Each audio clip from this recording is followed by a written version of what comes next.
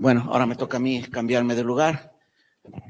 Muchas gracias por la invitación de la sociedad a permitirme coordinar esta parte del curso. Vamos a dar paso a la siguiente conferencia y le voy a dar paso a Verónica, miembro de la directiva de nuestra sociedad, quien va a hacer la presentación de la doctora.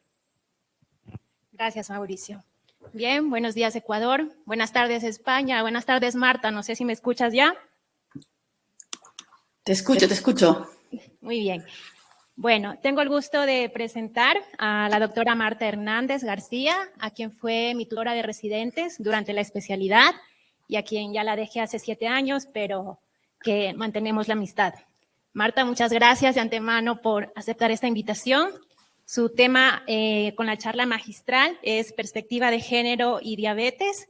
La doctora Marta Hernández García es especialista en endocrinología, diabetes y nutrición y ejerce en el Hospital Universitario Arnau de Vilanova, en Lleida, Cataluña, España, en donde es médico tratante, docente e investigadora. Es profesora asociada de la Universidad de Lleida, investigadora en el Instituto de Recerca Biomédica. Es miembro del Grupo de Trabajo de Diabetes y Genética de la Sociedad Española de Diabetes y sus campos de investigación son la diabetes autoinmune, el embarazo y la enfermedad cardiovascular. Bienvenida, Marta. Te damos la bienvenida a este evento que te estamos escuchando desde Quito y presencialmente y virtualmente desde todo el Ecuador. Bienvenida. Hola. Bueno, buenos días a todos, buenas tardes desde aquí. Muchas gracias por la invitación, Verónica. Bueno, voy a empezar sin más dilación sobre mi tema, que es la perspectiva de género y diabetes. Supongo que se me escucha bien, si no me lo hacen saber, por favor. No tengo conflicto de interés en el tema. Y quería hacer inicialmente unas pequeñas aclaraciones sobre algunos términos que vamos a manejar en la charla, unos conceptos claves sobre la diferencia entre sexo, género, expresión de género y sexualidad. El sexo es el conjunto de características fisiológicas y biológicas que distinguen a hombres y a mujeres. Sin embargo, la identidad de género es la identificación de las personas con los roles y los estatus que socialmente se atribuyen a hombres y a mujeres, independientemente de las características biológicas. Así, supongo que me pueden ver por la ventanita que me están viendo, lo que ven delante es el sexo, ven una mujer, pero lo que ven detrás forma parte de mi género, es la cocina, que es donde paso gran parte del tiempo en casa, cuando no estoy trabajando, y quizá eso, el género, va a influir tanto en mi manera de ser tratada si tengo una diabetes o de cómo se va a comportar la enfermedad, y también cómo un médico con diabetes va a tratar a los pacientes. Sabemos que la salud de los hombres y las mujeres varía por factores biológicos, esto es todo bien conocido, pero también sabemos que las normas y los valores sociales que asignan espacios y roles diferenciados condicionan las experiencias vitales y condicionan la salud de las personas.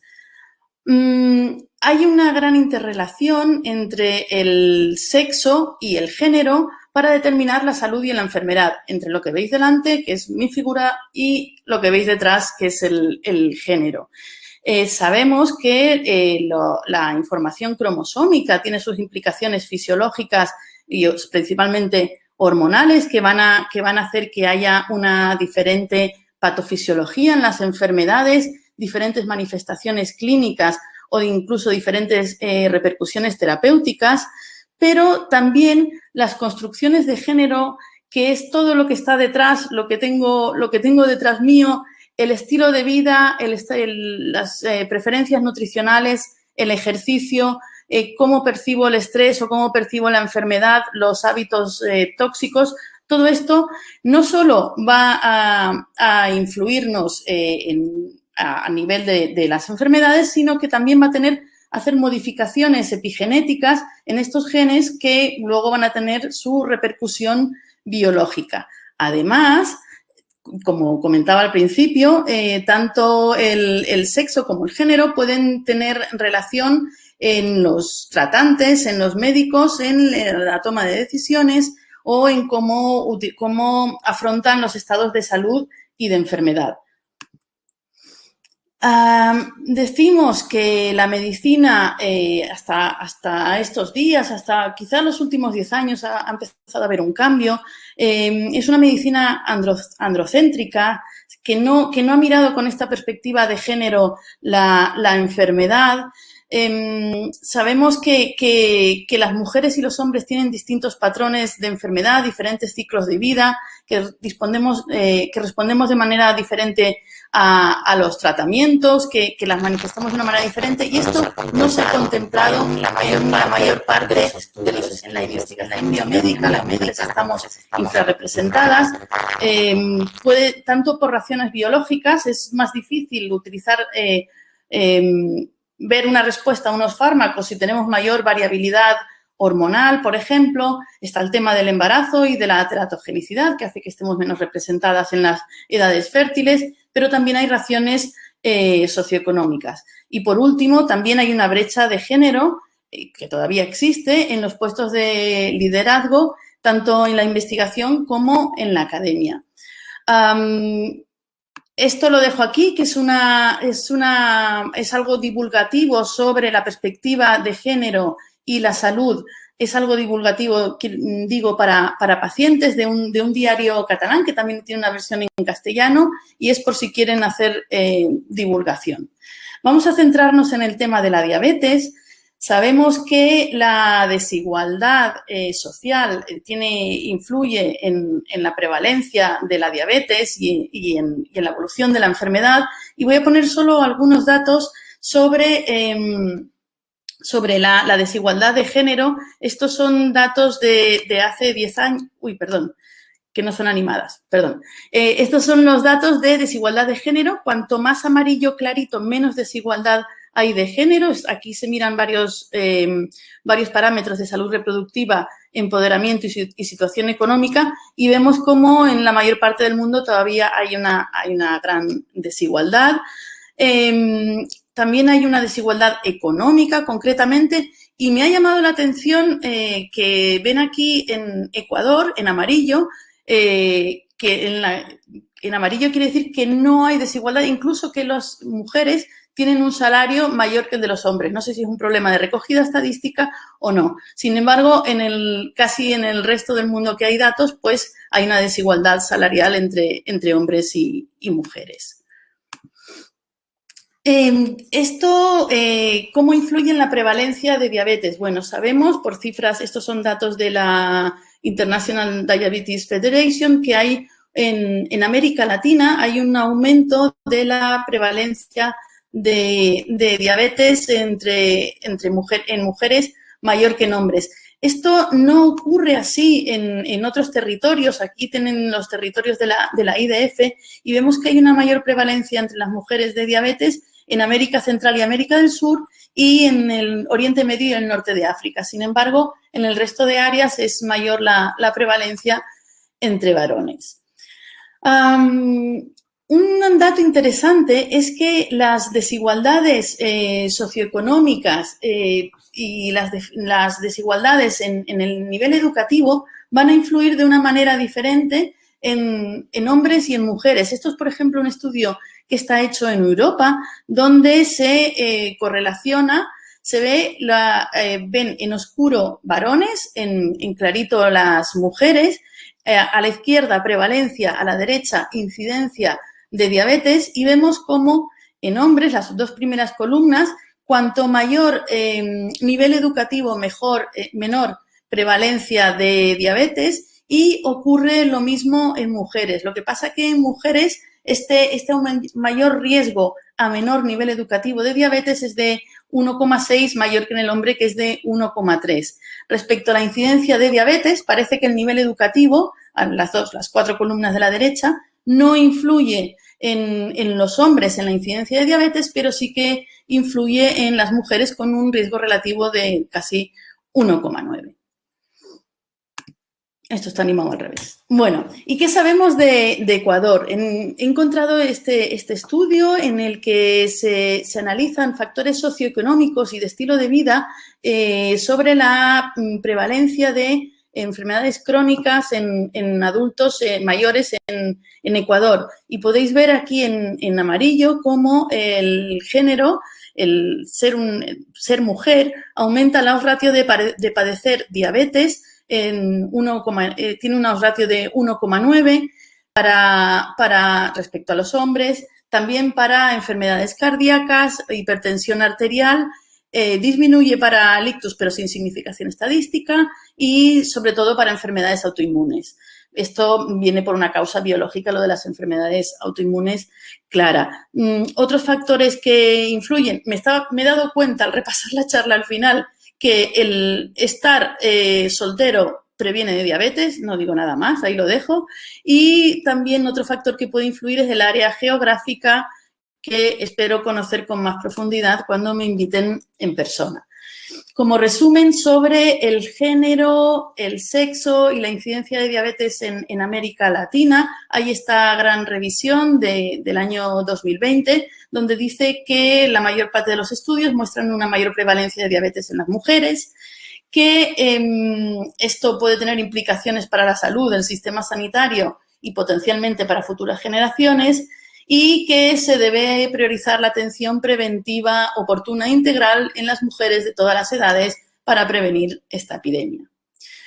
Bien, ¿qué sabemos sobre la mortalidad y diabetes visto desde una perspectiva de género?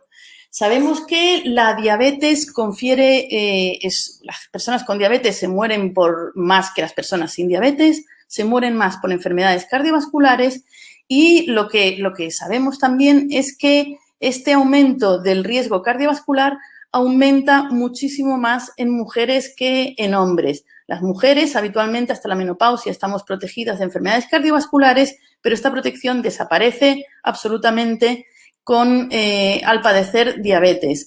Tenemos un 13% más riesgo de mortalidad global, un 30% más de riesgo de mortalidad de enfermedad cardiovascular y un 58% más las personas con diabetes que las mujeres con diabetes que sin diabetes de enfermedad coronaria. Es decir, nuestro riesgo aumenta mucho respecto al que aumenta en los varones. Además, importante, ¿qué ha pasado con este riesgo? ¿Estamos mejorando esta mortalidad, este riesgo que vemos que es mayor en las mujeres? Pues estos son datos de las encuestas nacionales de salud americanas desde los años 70 hasta la del año 2000. Veis, a la izquierda es la mortalidad cardiovascular, a la derecha la mortalidad por cualquier causa, y veis cómo en las tres encuestas de salud va disminuyendo la mortalidad en los varones con diabetes, que son de color verde, respecto a la mortalidad de los varones sin diabetes. Sin embargo, en las mujeres con diabetes, en verde, veis cómo no hay disminución de la mortalidad cardiovascular ni de la mortalidad por cualquier causa, más bien aumenta en las mujeres con diabetes a lo largo de los años y de las encuestas. Veis a la derecha, y señalo con una flecha en rojo, que la mortalidad por cualquier causa se ha llegado a igualar porque ha ido disminuyendo la de los varones, pero no la de las mujeres. ¿Qué es lo que pasa en América Latina? En América Latina tengo datos es un estudio que está publicado muy recientemente, y vemos a la izquierda los datos de mortalidad en 1990. Cuando los colores son más cálidos, más amarillos, naranjas, quiere decir que está aumentando la mortalidad. Veis cómo en mujeres a la izquierda en 1990 era mayor que en hombres, y en el año 2019 esta mortalidad cardiovascular no solo no ha disminuido, como ha pasado en las encuestas de salud americanas, sino que ha aumentado un 16,9% en los hombres y a un 19,3% en mujeres.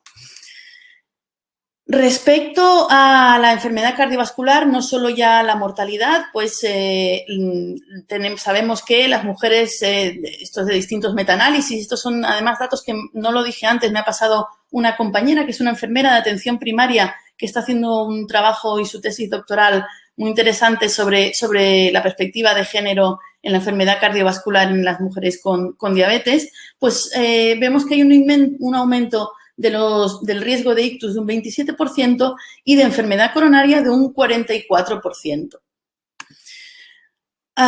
Esto no es solo en diabetes tipo 2, también en diabetes tipo 1, sé que se ve muy mal y no espero que veáis los números aquí, pero deciros que esto es un estudio de incidencia de mortalidad cardiovascular y por otras causas en pacientes con diabetes tipo 1 y veis, bueno, en rojo las mujeres según el año de diagnóstico. Las mujeres que se diagnosticaron de niñas tienen un incremento bestial de eventos cardiovasculares y de mortalidad comparadas con los varones con diabetes tipo 1. ¿Y por qué pasa esto? Pues hay múltiples factores. Esto va fuera de mi objetivo de explicar de esta charla porque necesitaríamos horas y horas. Sabemos que hay factores de riesgo cardiovascular bien establecidos, como son la hipertensión, la dislipemia, la diabetes, el tabaquismo, etcétera. Pero luego, a la izquierda, en verde, hay unos factores específicos de sexo, como puede ser la menopausia precoz, el haber padecido una diabetes gestacional o haber tenido problemas de hipertensión en el embarazo, el ovario poliquístico o enfermedades autoinmunes, que son factores no clásicos, pero que aumentan el riesgo cardiovascular y que son propios, la mayoría, de mujeres. También hay factores de género, no solo factores de sexo. Son factores que están poco estudiados, poco reconocidos. Por ejemplo, factores psicosociales, la alfabetización en salud.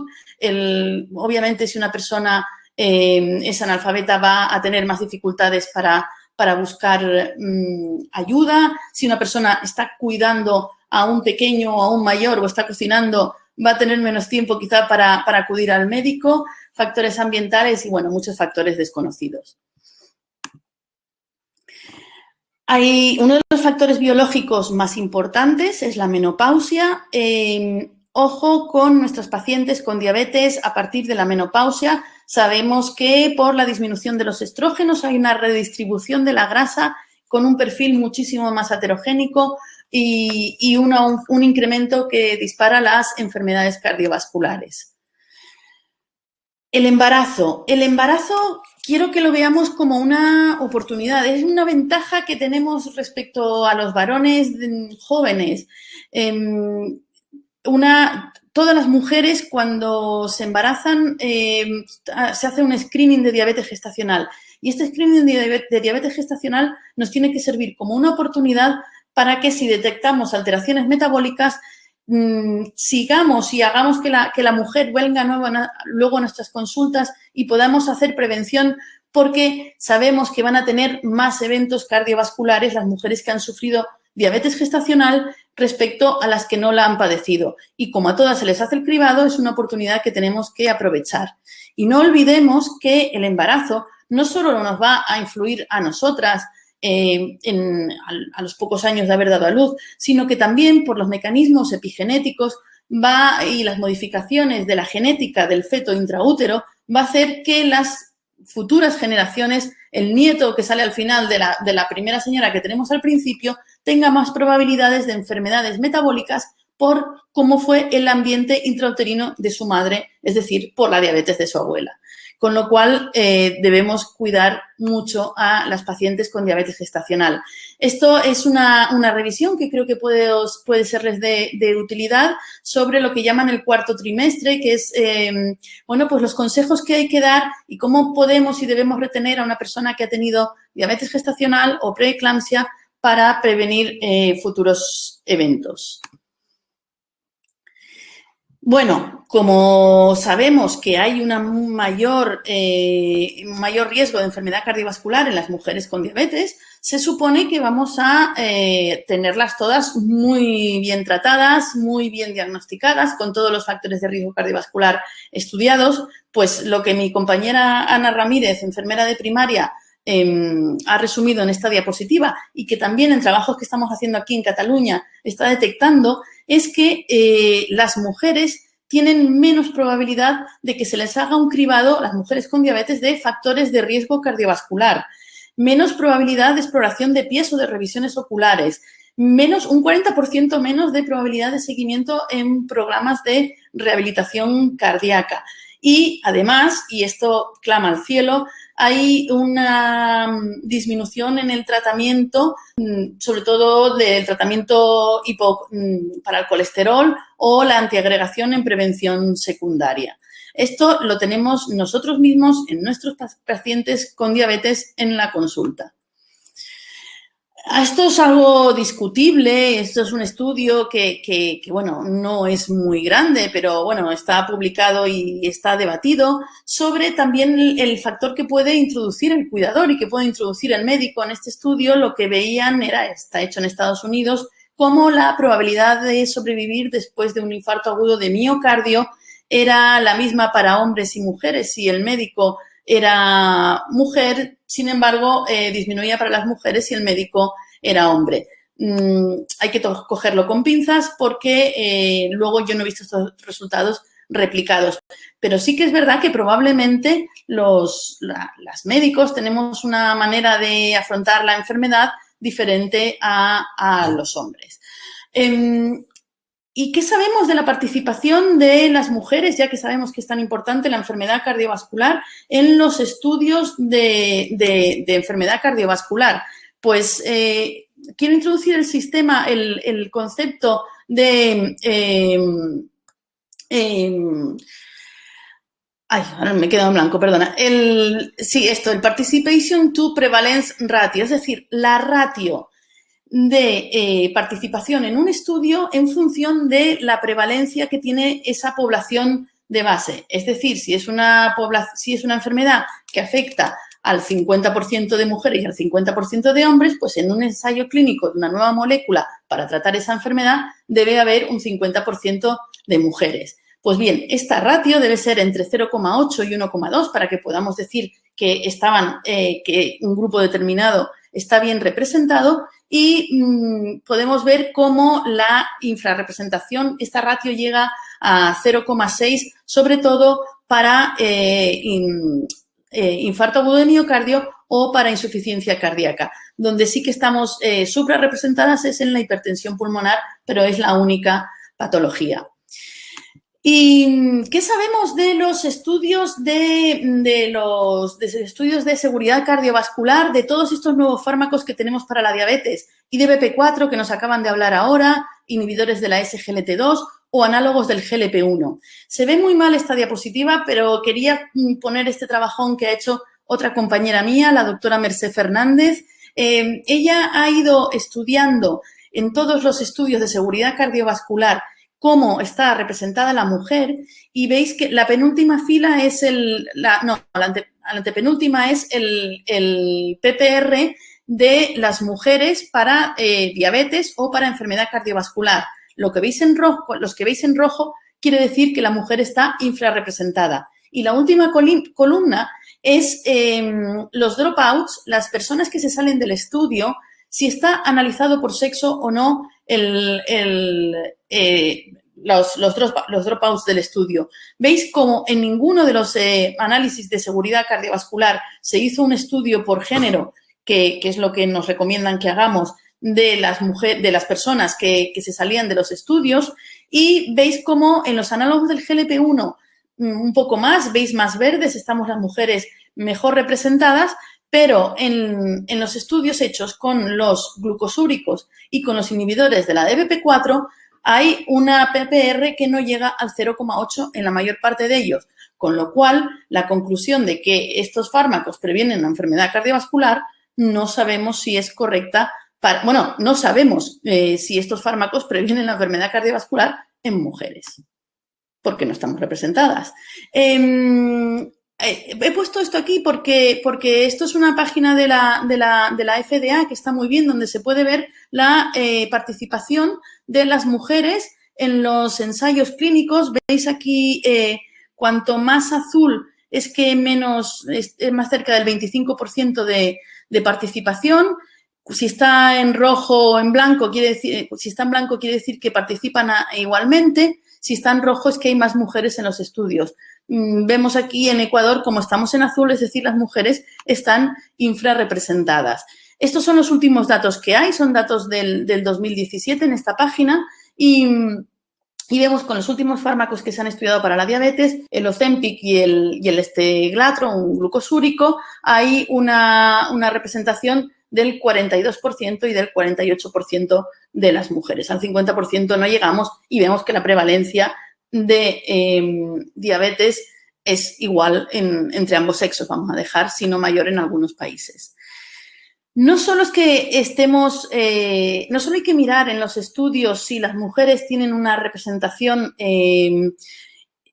acorde a la prevalencia de esa enfermedad o los dropouts si son diferentes, sino que también tenemos que mirar darle un enfoque de género a ver cómo funcionan determinados fármacos para la misma patología entre hombres y mujeres, porque puede ser distinta. Esto es solo un ejemplo, pero no hay muchos en diabetes que llaman la atención, donde analizan los resultados de las de la pioglitazona, que solo hay una, de la pioglitazona versus sulfonilureas, el efecto sobre la glicada en mujeres y en hombres, y vemos, por ejemplo, que los hombres, a la izquierda, la disminución en la glicada con las sulfonilureas va a ser mucho más importante en los hombres delgados. Sin embargo, la disminución de la glicada con las glitazonas va a ser mucho más importante en las mujeres con diabetes.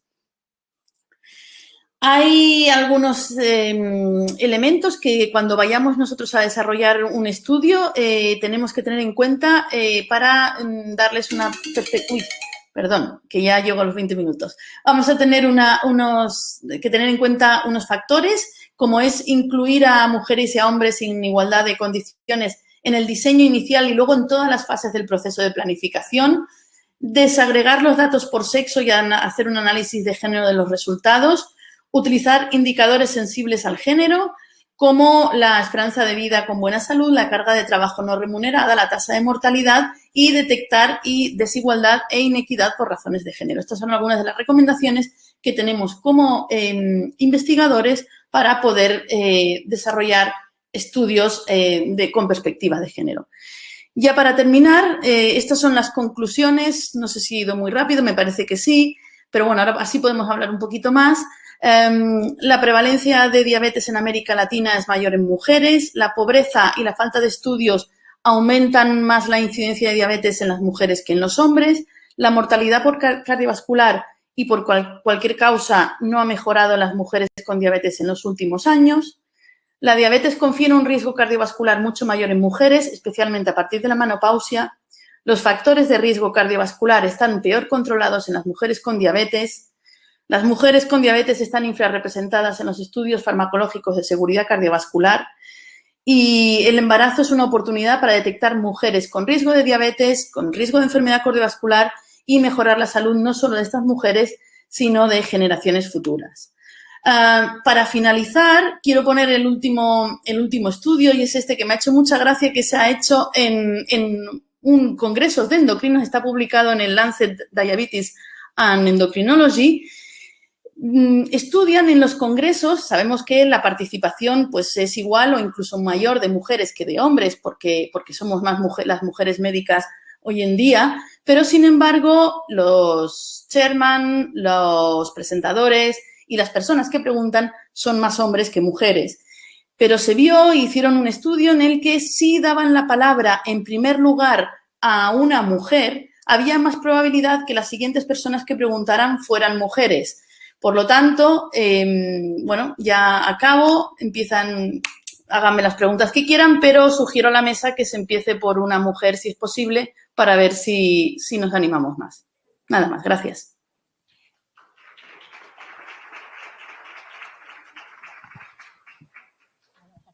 Gracias, Marta, por tu brillante exposición. Tenemos a Magali Macías, endocrinóloga, con una primera pregunta. Gracias. Muy buenos días. Primero quiero felicitar a la doctora Marta. Excelente, brillante su presentación. La verdad, quisiera hacerle una pregunta. Sin duda, las mujeres estamos con más riesgo. Ahora con su charla me quedó más claro el tema que tenemos más riesgo con el tema de la diabetes, el antecedente de la diabetes gestacional, el ovario poliquístico y todo esto, y se ve que nos va peor también, con mayor riesgo cardiovascular. Yo le quería preguntar si en la revisión que usted hizo, si tenía algo que ver la adherencia al tratamiento. ¿Será que las mujeres se adhieren menos al tratamiento que los hombres? ¿Son entre la adherencia al tratamiento está involucrado el hecho de que sea casada, con hijos, profesional o algo de eso? Porque me llamó mucho la atención que era como que en diabetes a la mujer le va a ir peor. Sí, gracias por la pregunta. No he profundizado en el tema, si te soy sincera. Sí que si la mujer tiene, o sea, si una persona con un menor nivel sociocultural, con un menor nivel de alfabetización, va a tener menor adherencia a un tratamiento que una persona con un nivel mayor. Y sí que hay un factor, no tanto si se toman la medicación, lo que sí que he visto mucho repetidas veces en lo que he revisado es que las mujeres cuidadoras de niños, cuidadoras de ancianos, acuden menos al médico que los hombres no cuidadores. Y somos mucho más cuidadoras las mujeres que los hombres hoy en día todavía. Muchas gracias, Marta. Una última pregunta. Desde tu perspectiva y desde toda la revisión que has hecho, ¿cuáles crees que serían las recomendaciones a nivel de salud pública para cambiar todo este riesgo y cuáles serían las estrategias que nosotros podríamos cambiar o aplicar desde nuestros puntos de trabajo, desde la consulta externa, como médicos, endocrinólogos, diabetólogos, médicos generales y de familia? Gracias. Gracias, Verónica. Bueno, en primer lugar, yo creo lo más importante para mí es la prevención, entonces el embarazo. Sin duda alguna, el embarazo, la diabetes gestacional o la preeclampsia, que es todo parecido, tiene que ser la oportunidad, como he dicho, para poder tratar y prevenir y que esto va a afectar, o sea, desde el punto de vista de salud pública, seguro que es lo que tiene un mayor poder de cambiar las cosas, porque vamos a afectar a generaciones futuras. Y después, en nuestra consulta, yo empezaría con algo muy sencillo y es con el tratamiento de los factores de riesgo cardiovascular. Estatinas sabemos poner todos, podemos poner todos y no infraestimemos el riesgo de una mujer con diabetes. Tenemos el problema de la mujer en edad fértil, es cierto, y ahí hay que tener muchísimo cuidado a la hora de poner una estatina. Pero una vez acabada la edad fértil, tratar intensivamente o más a la mujer que al hombre. Muchísimas gracias, Marta, por tu intervención. Aquí cerramos, te envío un abrazo y todos muy contentos con tu charla. Nos vemos pronto. Un abrazo. Eso espero. Adiós.